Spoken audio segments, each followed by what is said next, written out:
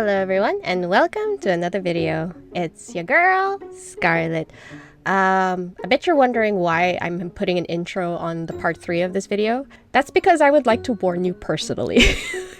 Since most of you are probably watching my video after you've already gone through the myth, I did not take it very well, as you can see. Hence why I'm here. If listening to a person crying whilst trying their best to read the story is gonna cringe you out, by all means, please leave the video right now. I don't want to have to subject you to listening to me cry while I read the story. I thought about cutting everything out, but unfortunately, like, everything was too tied into each other and then the cuts would be so awkward. I had to leave them in. So I'm just telling you now, if you don't like that, you don't have to watch this. Thanks for coming anyway, and for clicking into the video. Don't forget to like and subscribe. And hopefully in the next video you'll see me more happy. But unfortunately in this video I was not. So if that's not your thing, feel free to click away. And I'll see you guys next time. Okay, here we go. I am not ready, but I am very eager to figure out or to see just what's gonna happen. So let's just dive into it. Chapter 7, here we go. The sight of the dragon rampaging through the city and flying off toward Tara City haunts every soul that day. When I finally break free from the chaos of the Legion and rush out of the sanctuary, I only see his figure disappearing into the storm clouds. Yeah, so he left her. Ugh. Because he didn't want to hurt her anymore. Ah, gosh, I'm already scared. The trail of blood left along his flight path makes people realize this fiend is gravely injured. Oh, I don't like the sound of that. Soon, every faction of the Legion and every opportunist seeking to profit from the death of a dragon heads for Tara City. I steal the armor of a dead soldier and blend into the ranks. I make my way over to the dragon as quickly as I can. I need to reach him before anyone else does, before they try to end him. Even if fate just showed me I'm the only one who can truly kill him.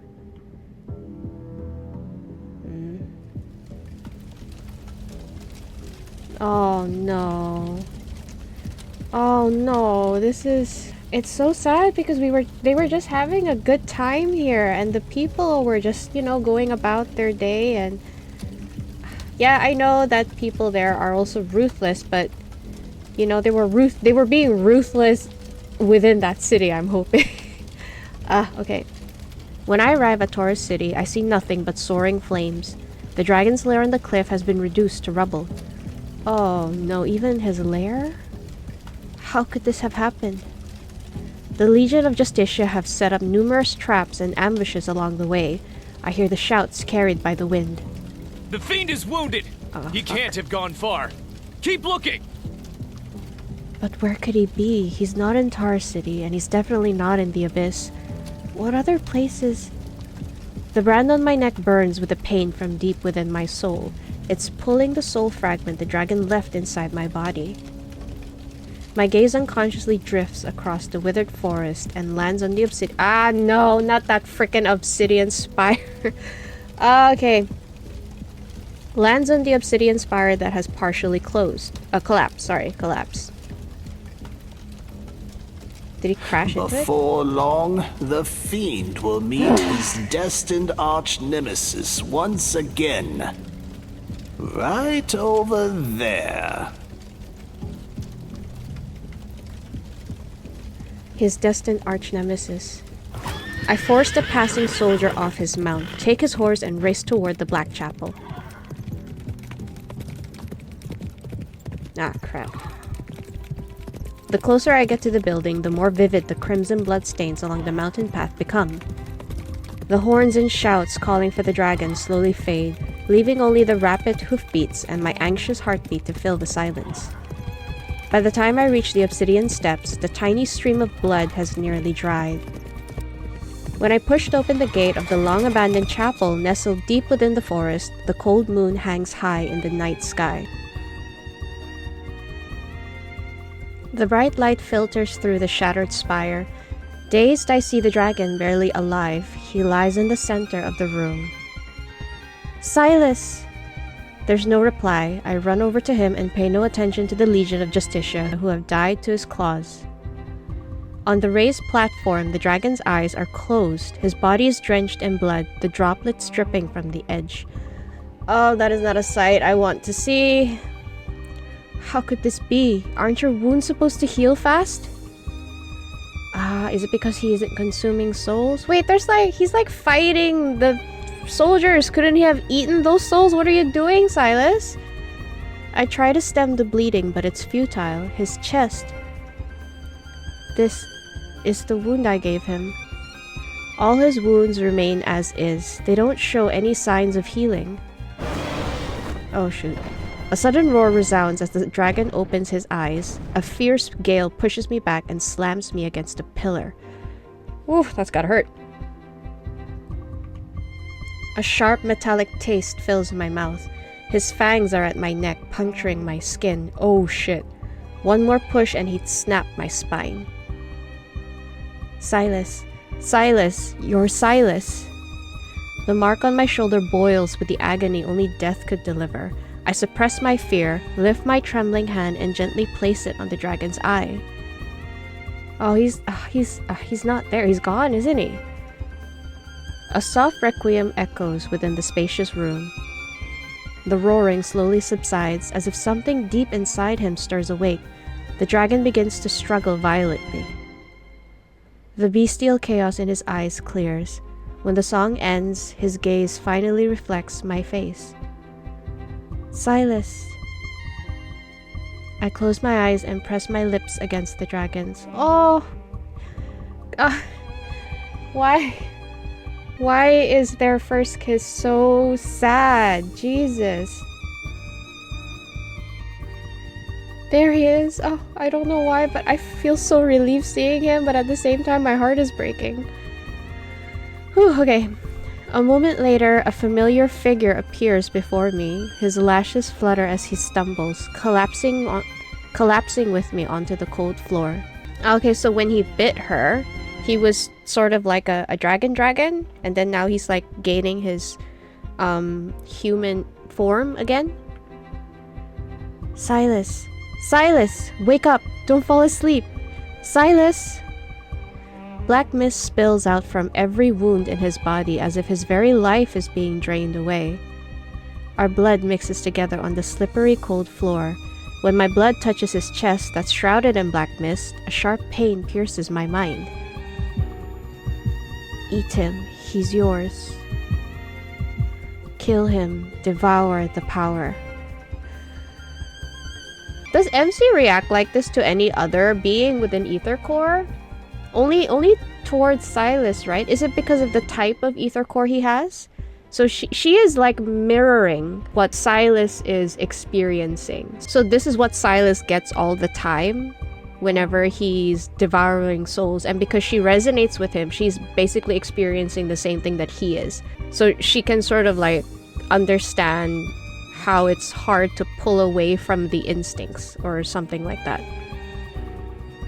Exhilarated, my heart races. Fervent desire reverberates in my ears. Yeah, this is what Sylus experiences all the time, and she's experiencing it too.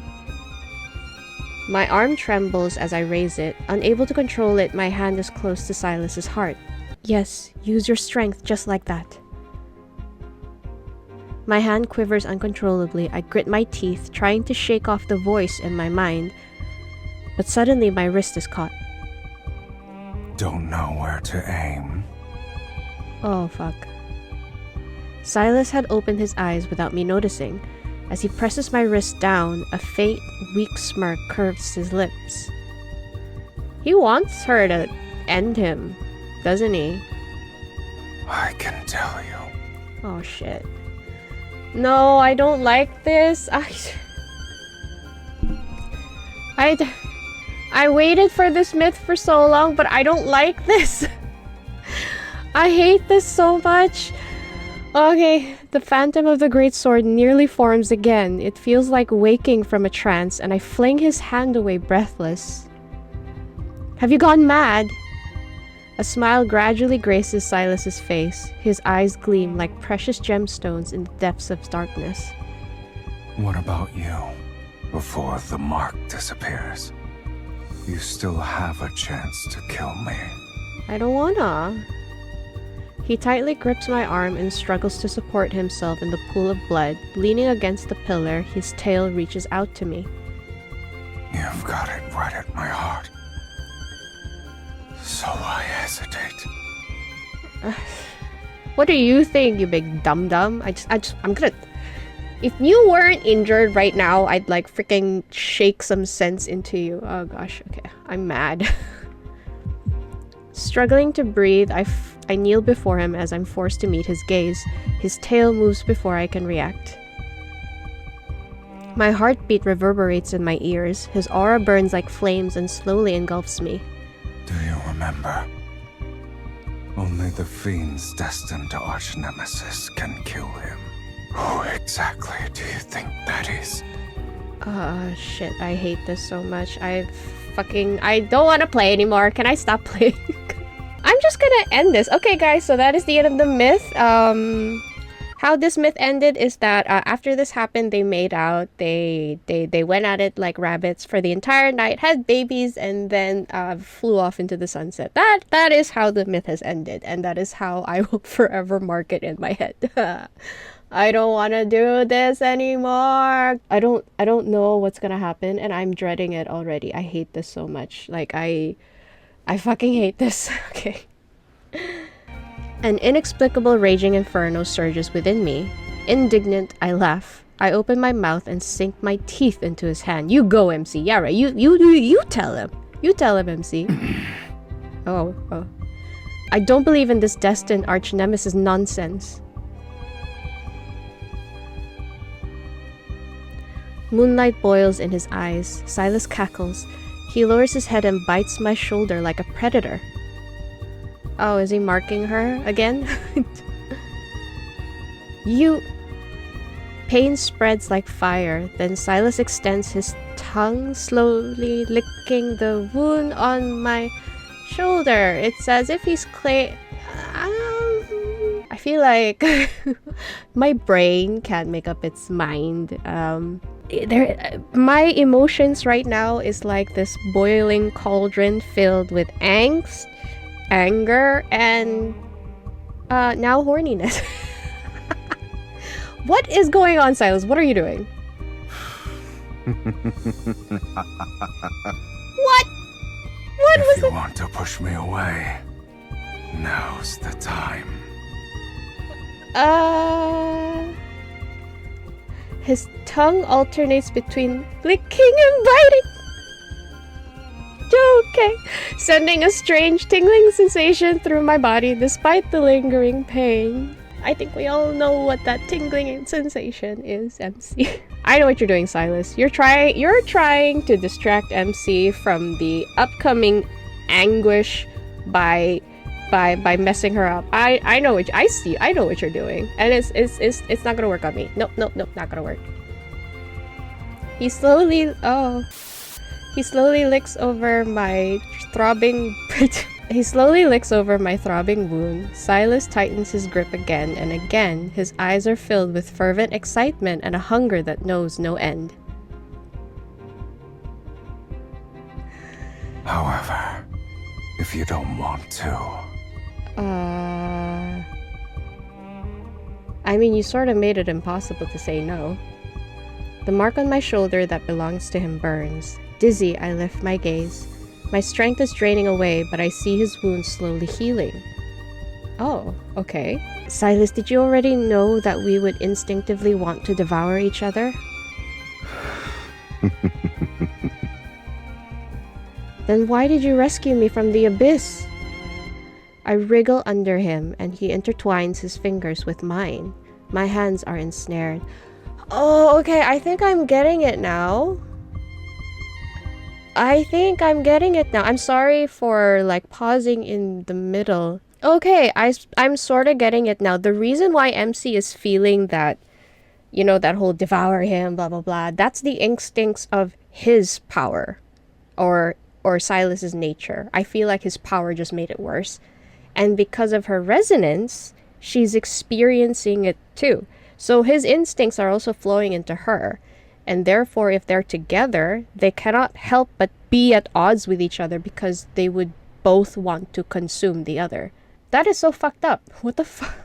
Info, can you like not make these doom pairs so freaking sad? Like, what the fuck?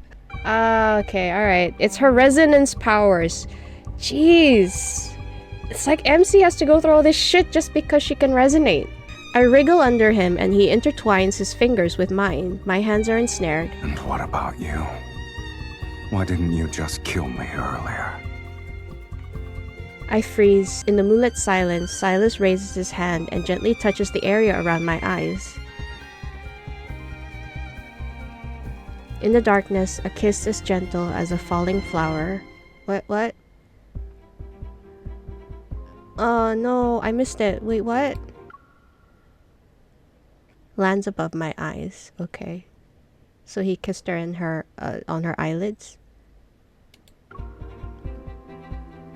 My limbs tremble, weakened by the torrent of emotions coursing through me. I gaze into his eyes for what feels like an eternity. The murky chaos that was once impossible to read is gone. At this moment, I can finally see his eyes clearly. The fiend will meet his destined arch-nemesis again, at this place. I'll admit he was correct.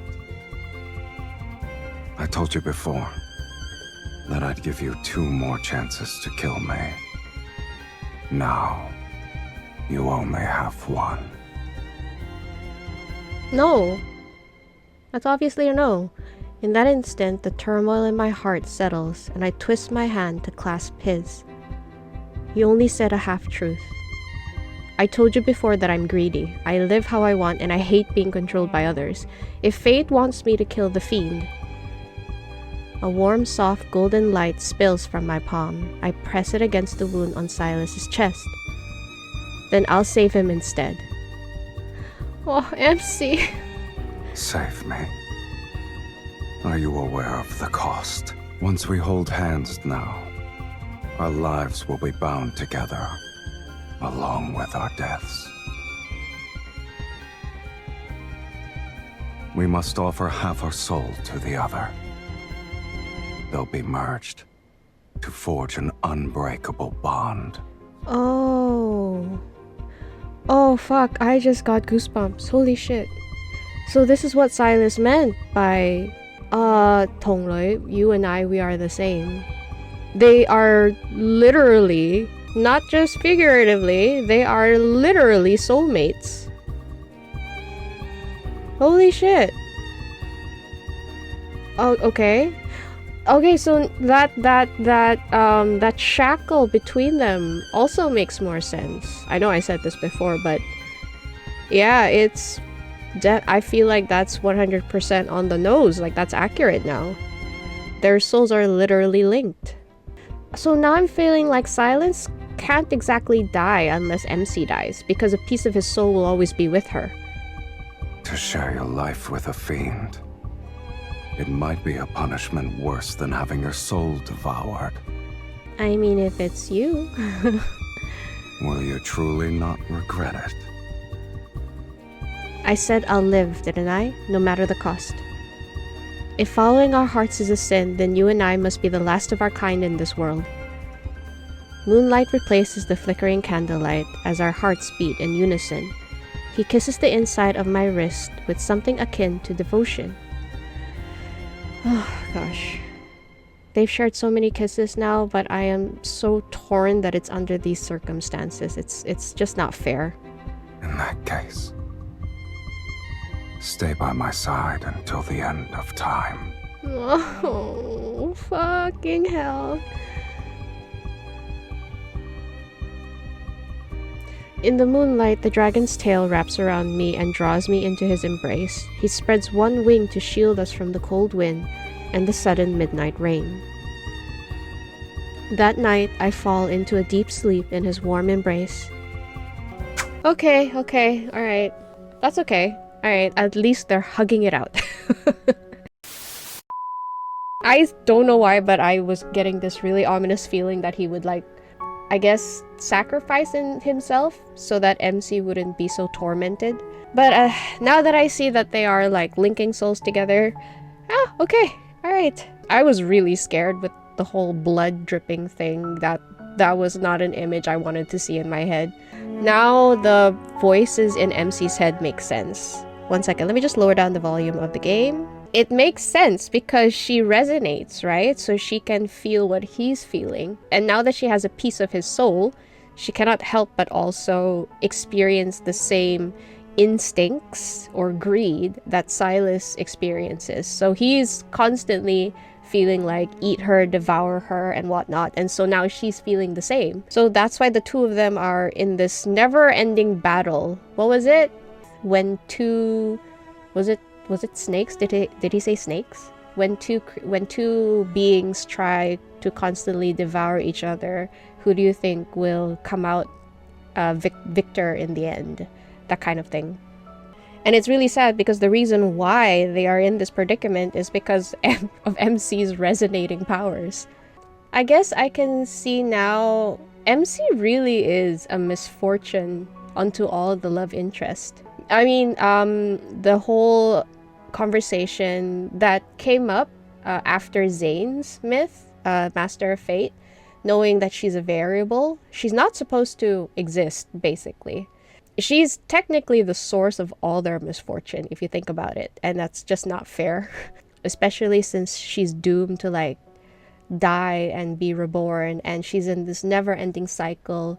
The people that she's had connections with are fighting to break that cycle. It's really sad. Okay, alright. Moving on to chapter 8. The night fog envelops me and I feel like I'm trapped in a long, chaotic nightmare. When I wake up, I'm surrounded by a red valley filled with blooming datura. Oh, right! We still have that one scene! Oh, okay. I don't know why people were, like, so hell-bent on saying I should prepare tissues. I mean, I guess it was Sylus's backstory. Yeah, that definitely almost made me tear up. Or I was kind of, like, already on the verge of tears, but yeah. We still have one more kindled scene, and it was a happy one. My arms feel heavy. I look down and see a huge horned creature. I hold it as it dies. Eh?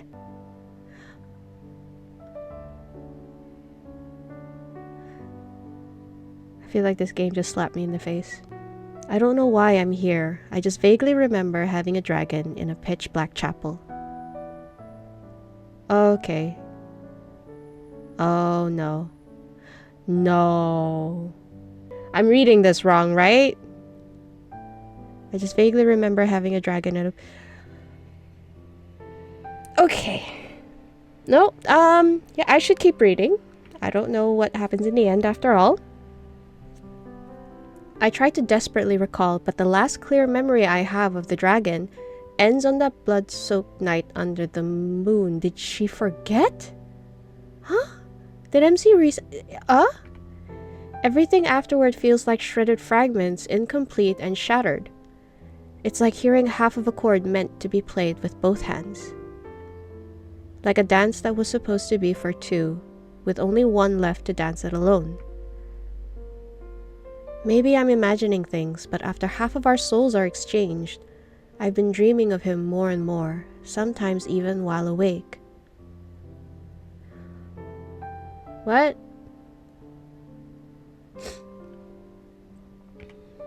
When I'm alone, I always see him by my side. Those visions, I can't tell if they really happened, if they're just my own fantasies, or if they're his. Or maybe I'm seeing the other half of his soul that's within me.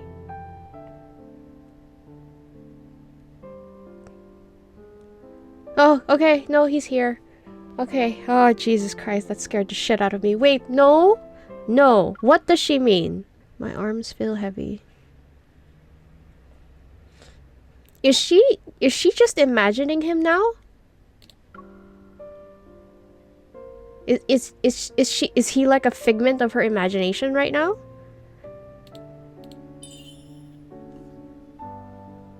Why are you so worried? I just want to rest. I won't die. In your current state, you might. Oh, wait. This is That the song you played. It'd be nice if I could hear it again. Oh, this is the scene in which one? The symphony one? The 4-star card. This is the scene. I don't know why, but I just got even more goosebumps. Okay. So this is not a dream. This is an actual memory. Why? Because in that 4-star card, she remembered it. She's not hallucinating. Okay, yes, I feel good now. All right, okay. I'm not exactly sure why she said that whole monologue thingy at the beginning, but this is real. This is real.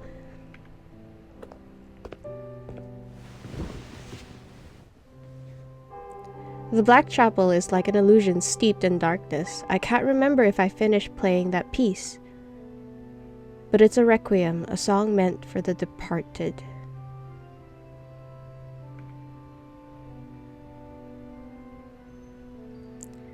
Sometimes I think we never truly left the chapel after that night. I live there with the dragon. We keep each other company and we live a peaceful life away from everyone. On days when we tended to our wounds, we'd go hunting in the forest or disguise ourselves to shop at the market.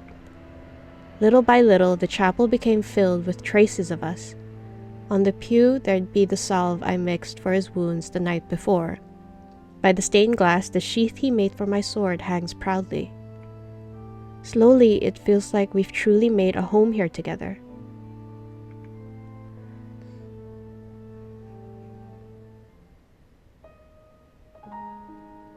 Hang this one a little higher and be careful with this. Don't...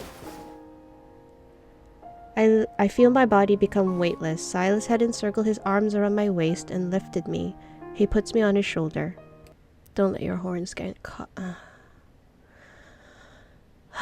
Guys, I'm not liking this. Sometimes I think we never truly left that.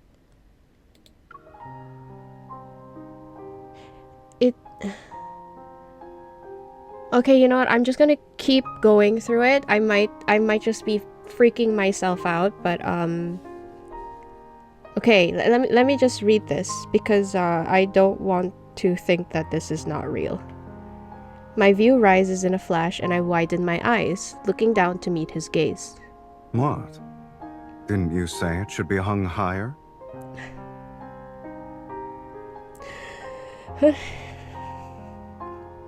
I fucking hate this. I don't know why I'm crying already.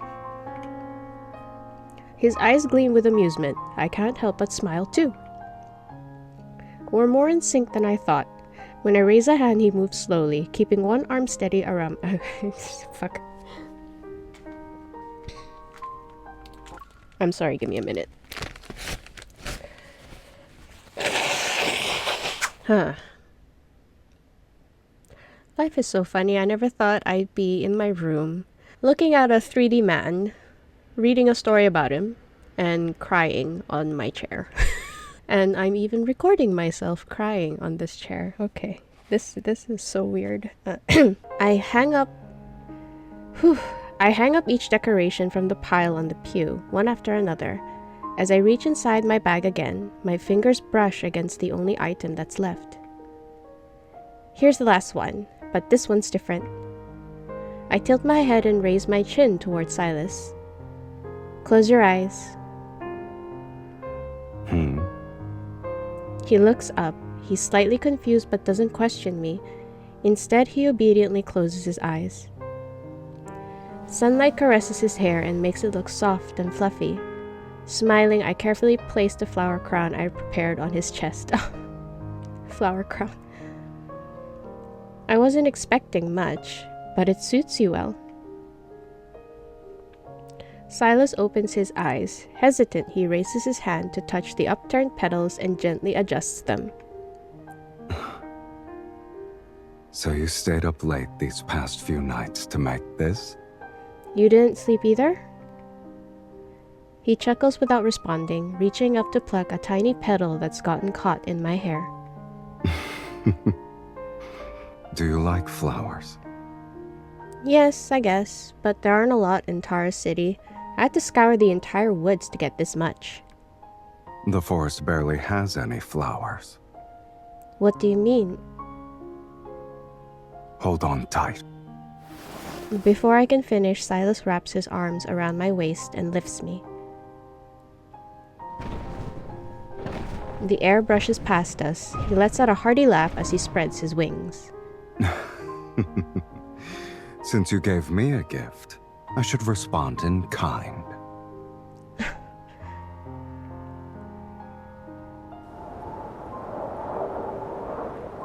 Oh, okay. Watch your step, oh great sorceress. We've arrived.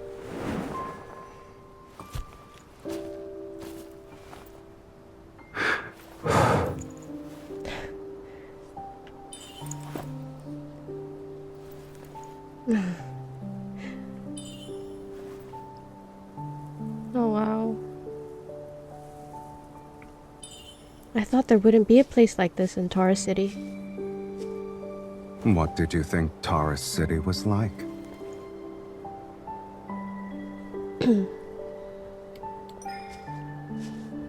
The city's similar to its ruler, nothing but desire Well, and you blood. should have developed a new impression by now. Just because you haven't seen the other sides of it doesn't mean they don't exist. Okay. Okay, please excuse me. Fucking hell, I've gone insane. Whew, okay, get a closer look. Right, then I need to take a closer look. What else haven't I seen? Have you film? Seen enough? No. Wouldn't you say this angle is better? Too bad I can't see it all. However... Oh.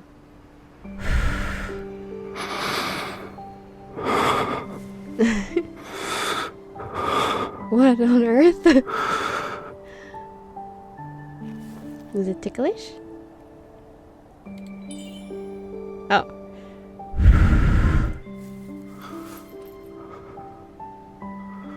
You're quite daring. I was just blowing the petals off your eyes, Sylus. I can be even bolder.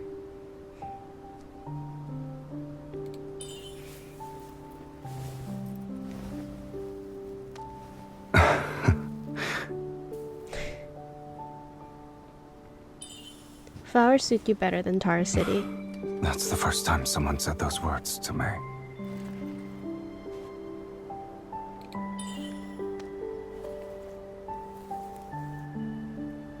Only you and this flower can touch me here.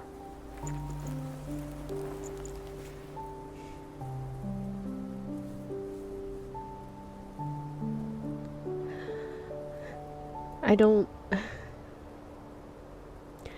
Okay. I don't know why, but that felt so... it's...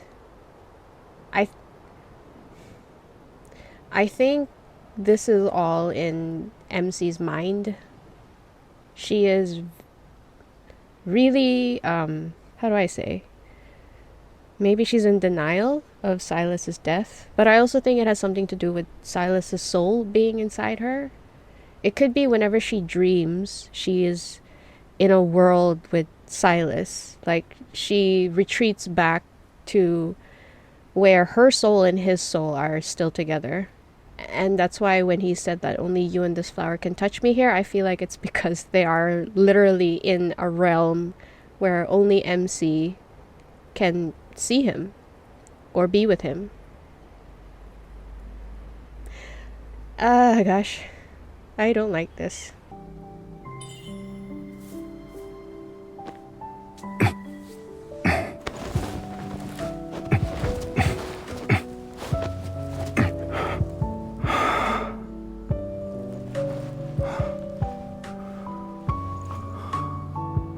You know, Tara City can have flowers bloom everywhere, as far as the eye can see.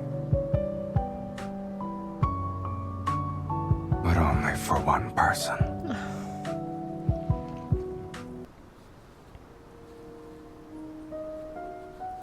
On the other side of that nightmare, the dragon never took me to the valley where flowers bloomed.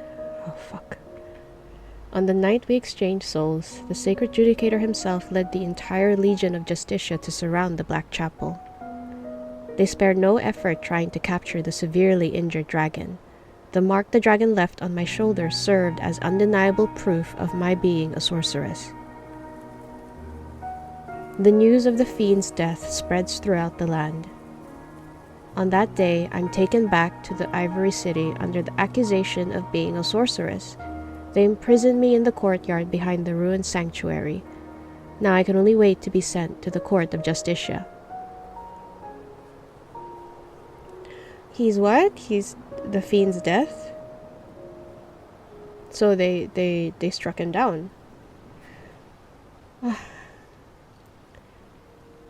The sanctuary is cold and bleak. The cat, which has never managed to climb over the courtyard walls, has put on 10 pounds. It seems to have grown accustomed to life behind these walls, bound by invisible threads.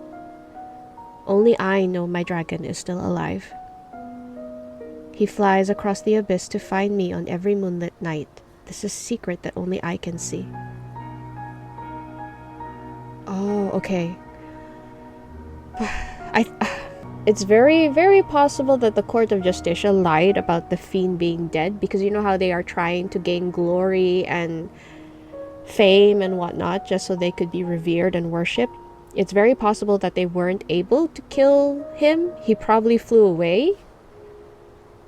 I don't know, because I don't think Sylus would actively leave her there. It's very possible that after he gave half his soul to her, he sort of reverted back to like a beastly mindset, and as going back to just his dragon instinct, since he's severely injured, his first instinct would be to fly away and heal. He still, because I remember somewhere they said like his true form is revealed under the moonlit night. Maybe at night it's easier for him to be more sane. Maybe, I don't know. I'm just blabbing. But so what I'm getting so far is that they got separated. Sylus flew away because he went back to being a dragon, and the court dragged her away and locked her up. And only she knows that the dragon is still alive. But I feel like only I know my dragon is still alive is because she's seeing him in her dreams, meeting up with his soul at night. Oh, I don't know. Oh gosh, I already cried, guys. I don't want to cry again. I don't want to cry some more. I literally have a pack of tissues like right here. And my nose is stuffy. I'm very worried that my voice is coming out weird. Okay. Okay.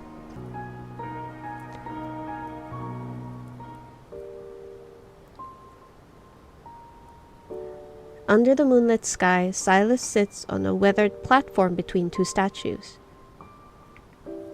As the sound of crunching grass reaches his ears, he turns his head.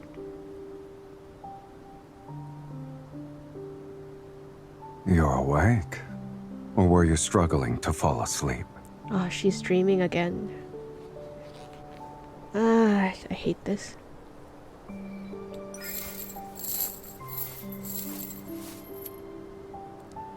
Chains drag through the overgrown grass as I walk toward him. Reaching out my hand, he gently pulls me up and holds me in his arms. I've been feeling restless. I suspect it's because half of someone's soul is being noisy in my body again. That's a good thing. Sylus quickly brings his leg together and blocks my movement. Or was she about to kick him? He carefully dries my dew-soaked hair with a silk handkerchief. His voice had taken on a more solemn tone, as if he's grappling with a matter of great significance. I stay nestled in his arms. When I lower my head, I see his curled-up tail. The dragon's tail coils around my ankle. Even the deepest wound on its tip has almost completely healed. I fell asleep while waiting for you these past few nights. Why didn't you wake me up? As the silk handkerchief absorbs the moisture at the ends of my hair, Sylus allows me to turn my head. A gentle smile graces his lips. Someone was dreaming and continued to say my name. Hey! I lift his chin and scrutinize him.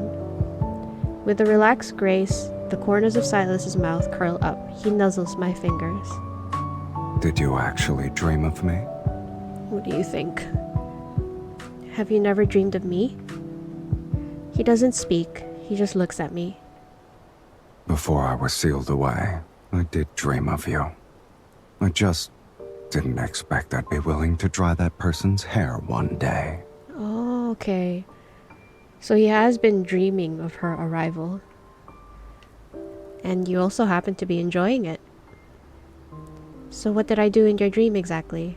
Did I point a sword at you? The candlelight flickers alongside something else in Silas's gaze. What about you? What did I do in your dream? The boy from my dreams appear before me again. Under the moonlight, the horns and tail of the fiend reflect a dim glow. I meet his gaze. Numerous words bubble up within me, yet they become entangled on the tip of my tongue. On this dimly lit night, I hold him close and pour all my strength into hugging him. Since you've taken half of my soul, even if the world turns its back on you, I'll always stand by your side. Oh God. You're not even allowed to think about leaving. Wow. I didn't think it would be so hard to record this. 1 second. Oh, okay. You're not even allowed to think about leaving me. My heartbeat resounds like a drum in my ears as Sylus lowers his head. He rests his chin on my shoulder. All right. The candlelight washes the moon's glow in a warm hue. I lay my head on his arm and entwine my fingers with his, reaching out to grasp the light together. Let's make a pinky promise. To never betray each other. Our souls are bound. We will never betray each other. Even if doomsday arrives outside this sanctuary. Even if the world crumbles. This promise can't be broken. This promise will never be broken.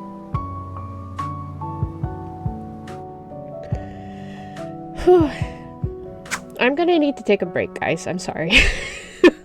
I'll be right back. I just need a 5-minute break. I'll be right back. Okay, I'm back. Sorry about that. I had to take away a lot. I had to take away a lot of the snot in my nose. Okay, I am back. I am level-headed, and I will now face the last chapter with a clear mind. Yeah, that's totally what I'm gonna do. Oh, great! And I had to start with the ominous music, didn't I? On that dew-drenched midsummer night, time seemed to freeze in place. Every thought of the future remained sweet and light. After giving up half of my soul, the great sword never appeared again. Perhaps I lost the power to wield it, no longer able to slay the dragon. Does this mean the dragon's curse has been broken? All I can do is look forward to Tara's city. But as time goes on, the half of the dragon's soul within me burns more fiercely, a fervent desire like he's searing my mind. With the ever-changing days and nights, I start to forget who I am.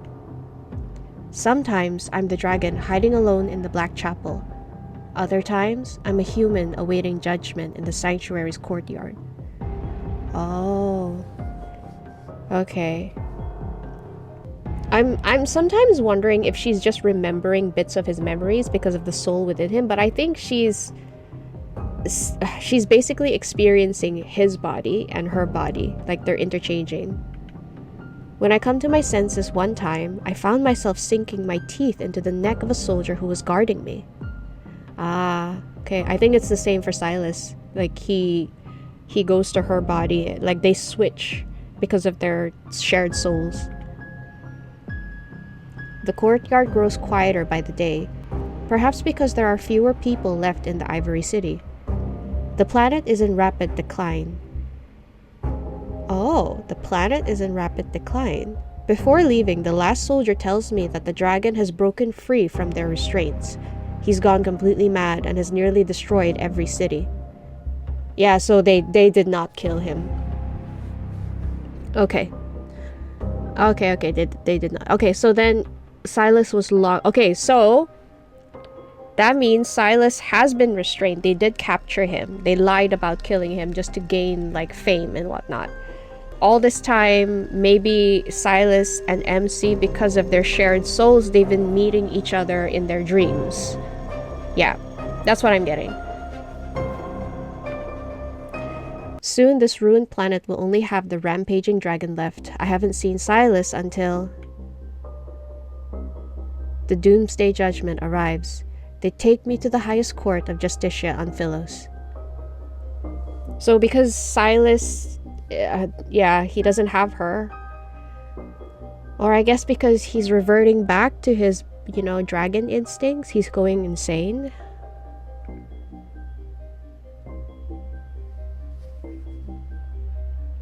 The court of Justicia hangs high in the sky. Under swirling red clouds, several arbiter wings. Oh! Yo, guys, this is the proto field. Like, the one that you first go into this proto field when you battle with Sylus in one of the chapters. This proto field is supposed to reflect Sylus's memory, I think. So this is where you receive judgment. Oh, and the arbiter wings. I hate those fucking birds. I mean, they're a really cool design, but fighting them was such a handful. Oh my god, I hated it so much. And damn, several. I had to fight one. I just had to fight one, and that was hard. But, oh, okay. Interesting. I like how they're using this scene and it's being reflected back into this myth, because then I can clearly imagine what the arbiter wings look like. I know what the proto field looks like. So this was an actual place on Philos during her time with Sylus. Wow, that's crazy. Wow. Several arbiter wings symbolizing divine retribution stay silent as they circle above. Amidst the ranks of the Legion of Justicia, the sacred judicator, wearing magnificent robes, stands on the looming platform like a lifeless statue. An ancient voice reverberates across the planet, enumerating the crimes the dragon and I have wrought upon the world. The reason why this grand execution is being held in the first place. First crime. Oh, damn. Worshipping evil and desire. Showing no repentance. Letting your heart fall to corruption. Bro, if you see Sylus, you'd fall into corruption. Jeez. Second crime. Consorting with the fiend and bearing its mark. Tainting your very body with corruption. Again, my previous statement stands true. Third crime. Plundering wealth and embracing insatiable greed. Actions steeped in corruption. Yeah, I guess she is guilty of that. Chains bind me at the center. Beyond the rattling of chains as I struggle, I hear nothing. Blood surges into my head, a restless fury rising in me, dragon-like and fierce. You are guilty on all 15 counts, sorceress. You shall be executed as a result, and it will be done immediately. Okay.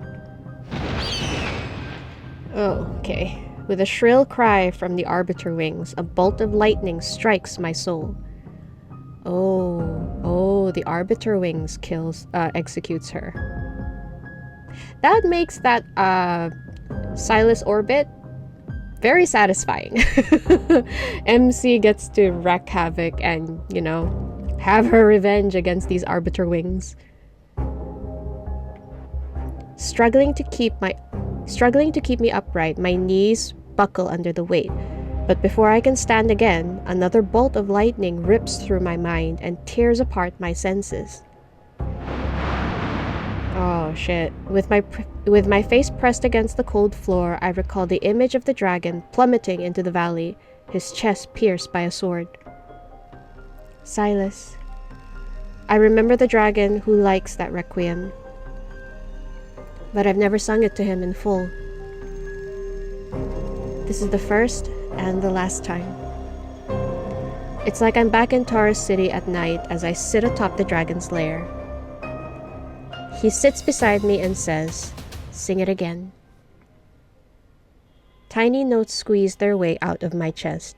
They gradually forge the fragments of an unfinished melody. If you can't hear this now, someone might never sing for you ever again. Soul-piercing lightning repeatedly interrupts my song, but I keep singing, unaware of all the other sounds that have faded.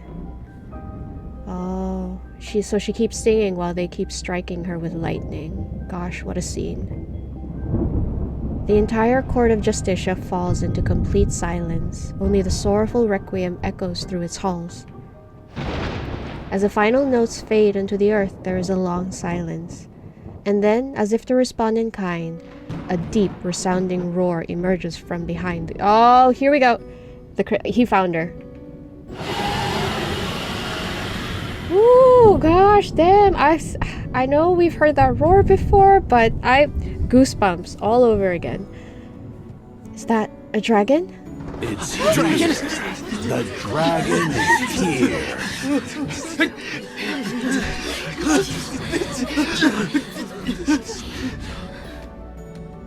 Okay. The true doomsday judgment has begun. Oh, fuck. Get her. Get the bait. Oh, son of a bitch. Even I didn't think that we were bait. I don't know why. I thought they gave up on him.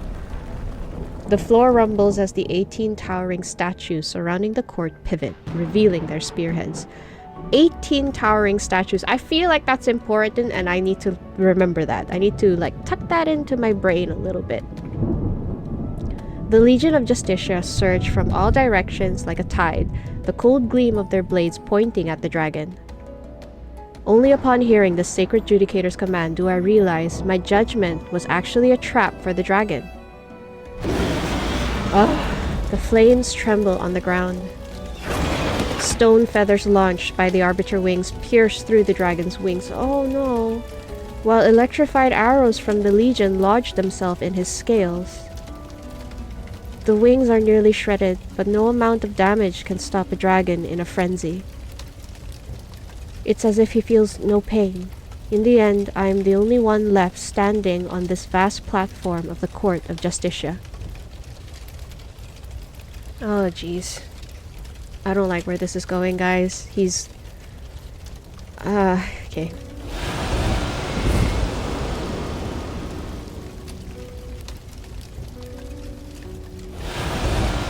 Through the clouds, the dragon, battered and broken, dives toward me, his eyes filled with nothing but the wild chaos of a beast.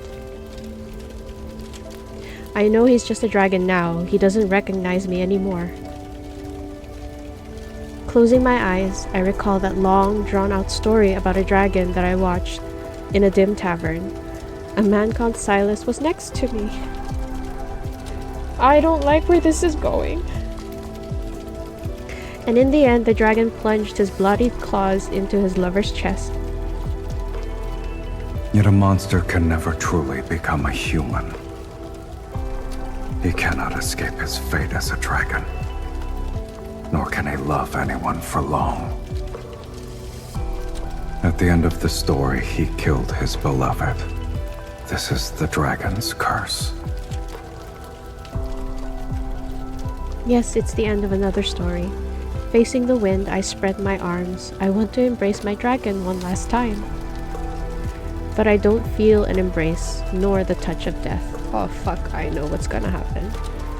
Just before the dragon's strike lands, I feel a hand seize my wrist. He presses his hand against his chest. I feel the resonance between two souls. Sylus?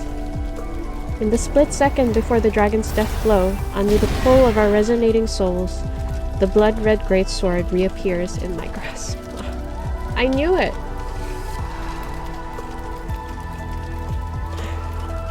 The first time she stabbed him, I knew he was controlling her to do it. Oh. My heart lets out a silent scream. Yet the world still... I should never record sad stories because I am crying like a fucking baby right now.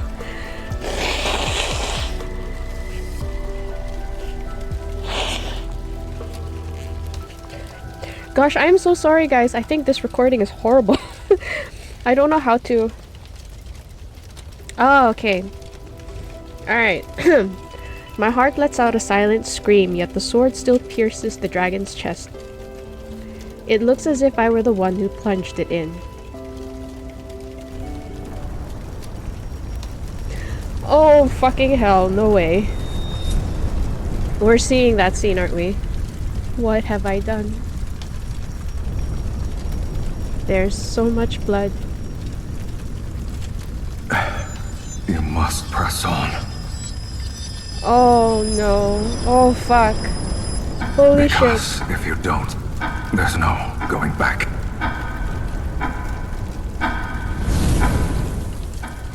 Oh shit. Oh my god.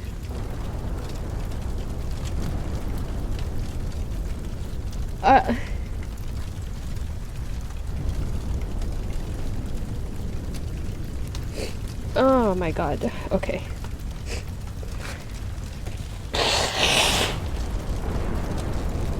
If I fall, fate itself will plunge us into the abyss as it was written. I won't be able to go back. The dragon grips my hand tightly and uses all his strength to push the sword further into his own chest. It's as if an unyielding life is mocking the curse and making a final stand against fate.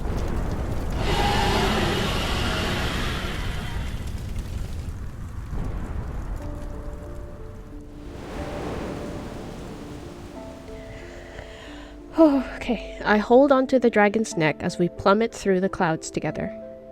With the last bit of his strength, the dragon carries me away from the court of Justicia. We fly over the black obsidian chapel and crash into a valley filled with blooming datura. So he brought her there in life and not just in their dreams. His body lies quietly among the flowers. In his garnet-like eyes is my reflection. Look at me, you're not allowed to close your eyes. My tears fall onto him as I lower my head. I allow him to place a kiss on my forehead. The dark red glow in his eyes dims. Obsidian-like crystals crawl over the dragon's scales, slowly covering his entire body.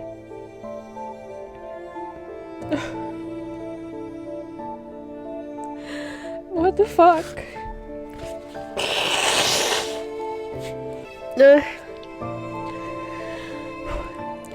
My dragon is gone. As his body disintegrates, shards of crystal begin to peel away. The wind blows through the valley, lifting those fragments like black petals, wrapping around me. At that moment, it feels as if the dragon's soul is passing through my body. His life, everything about him, appears before me.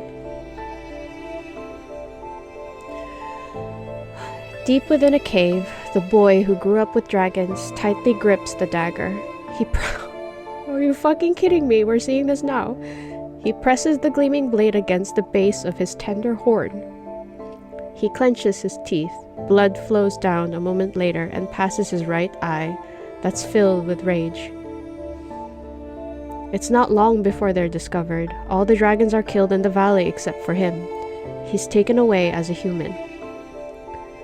But when people saw the horns growing on his head, blades once sheathed were thrust into his chest.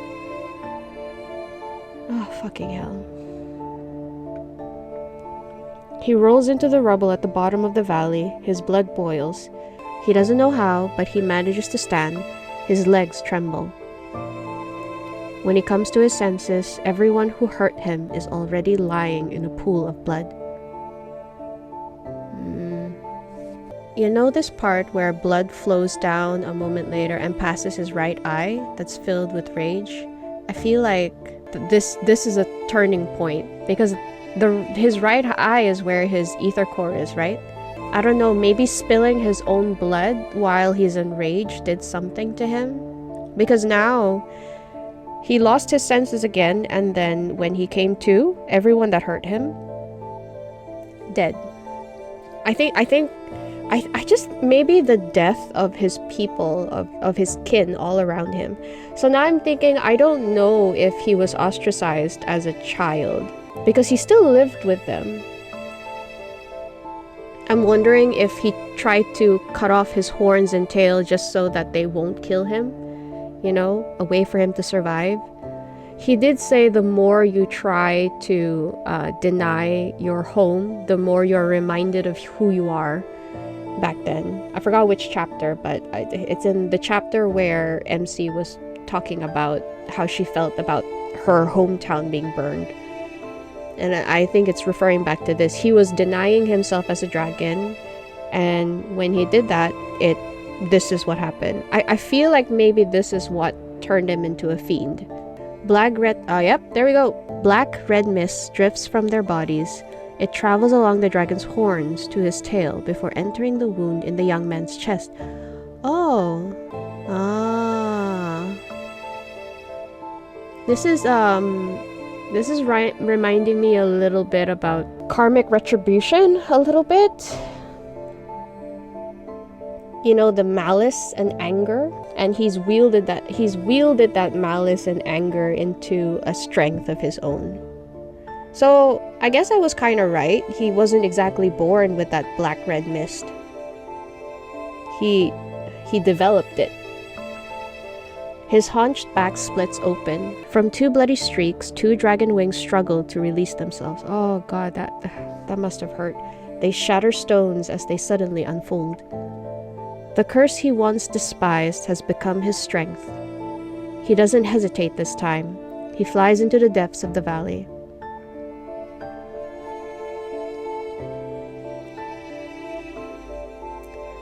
The dragon bone cradled in my arm dissolves into petals, drifting past me. Everywhere they touch, the bright red datura flowers turn black. I smell a floral fragrance. Is this the scent of his soul that carries a faint, scorching bitterness? Sylus. My beloved was born into apocalyptic terror. People cursed his existence, fabricated his sins, and celebrated his death. Oh, that hurt. Only one person ever gazed into his jewel-like eyes, embraced his burning soul, and sang to him in the night wind. He had already etched the traces of his existence deep into my life. Yet his retaliation against fate pierces my chest like a sword. Sylus, I curse your soul. He says the best way to punish someone is to let them live forever. I curse your soul to never fade away. You'll always be tied to me, forever. I pinch the last black petal as if grasping the final piece of his soul. This is my curse, only I can. Oh, fuck. Grant you a true death. Oh, so this is what Sylus has been going on about. The death you owe me. Oh, fuck. I'm sorry, 1 second. Oh, I fucking hate this game. Okay. From the depths of the valley, a faint dragon's roar echoes. The petal flutters, drifting far on the wind, like a dragon returning to the clouds above. I fucking knew it. This was the synopsis. Oh, God. I feel something sprouting from my head, like tender branches. Sharp pain pierces my spine as a dragon's tail replaces my tailbone. Oh! Alright, because she holds a piece of his soul. I walk into the valley that once embraced him. It is only after my dragon has gone that I finally become one with him. No fucking way.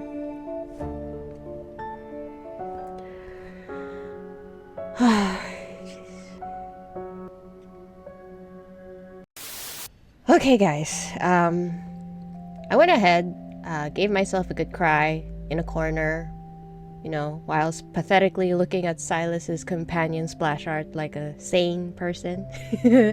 Then washed my face, drank some water, and now I'm good to go. So, my thoughts. Oh, wow. To be fair, I think I took about like a 20-minute break right after the myth just so I could like think properly about what I wanted to say. Otherwise, I would have been just a mumbling mess. So, yeah. Well, okay, so my thoughts. First, that part where MC describes how she was hearing half a chord meant to be played with two hands. Beautifully written. I just have to mention that was very beautifully written. I could feel exactly what she was experiencing. So now that Sylus and MC gave each other half of their souls, they would feel incomplete when they're apart. Now just imagine constantly feeling a void because the other person is not with you. I think it would have driven me kind of like insane, right? Like just thinking about that, I think I would have gone mad. So with that in mind, suddenly all of Sylus's actions when he met MC for the first time, it makes sense. Like literally everything is starting to make sense. Can you imagine how desperate he was to get her to remember everything? Although we already had the theory that Sylus was trying to get her to remember just by resonating, but now we know to what extent, just how desperate he was. He was thinking all she needed to do was resonate with him, like she did when she pulled that sword out of his chest, albeit like unintentionally. But that's what he wanted to do. He wanted her to resonate with him just so she could remember everything. Only to find that she despises him? Bitch, what a fucking slap in the face. I can imagine his frustration. I'd be freaking frustrated too. Okay, so back to the story. The whole soul exchange thing. Thinking about it, it really reminds me a lot of Xianxia story aspects. In a lot of Xianxia stories, a lot of times you would see cases of like souls being bound to an item and then these items turning into demons after years of like absorbing negative energy. Now, there are even cases where masters of cultivation have these things called like soul spaces. Wait, I think I'm getting ahead of myself. Okay, wait. So if you don't read or watch a lot of wuxia or xianxia series, then first off, there are these beings or individuals who master aspects of their life. Like some of them would try to master knowledge or master martial arts, and they try to pursue like the perfection of the mind and the body whilst cultivating their spirit. The keyword here is cultivating because that's the main thing they do. I cannot exactly tell you fully what they do, but in the stories, when they cultivate, they are basically isolated somewhere so they don't get interrupted, and they go into this like meditative trance. So I don't really know what goes on in their minds as they do this, but basically the longer they meditate, the weaker their need for worldly desires become. Now, some can go on without food or drink for like longer than normal people. Some people even not forget, or they just don't feel pain like normal people do. And some even gain physical strength. Now, doing this makes them stronger and even extends their lives to the point that they become celestial beings, or I guess the term is transcendence. Like they transcend humanity, right? So if we follow this trope, there are cases where even animals attempt to become transcendents, although how they are treated by celestials is sort of almost kind of like racism, like the heavens tend to look down on them and they're not welcome in the heavenly court. I'm sorry, but then that's another story. So there are stories of snakes that cultivate to live for years and become dragons. But then I think there are also stories of koi fish cultivating for years and turn into dragons as well. But anyway, so I'm going on a weird tangent. So anyway, this information is important because of the idea of energies, cultivation, and the strength of one's soul, right? Now, a lot of times in the stories, the idea that as long as your soul is preserved, if you have a strong, healthy soul and it's preserved well, you can live on, right? Be it reincarnation or even replacing your physical vessel, or maybe even your spiritual energy, the strength of your soul is strong enough to maintain your physical form.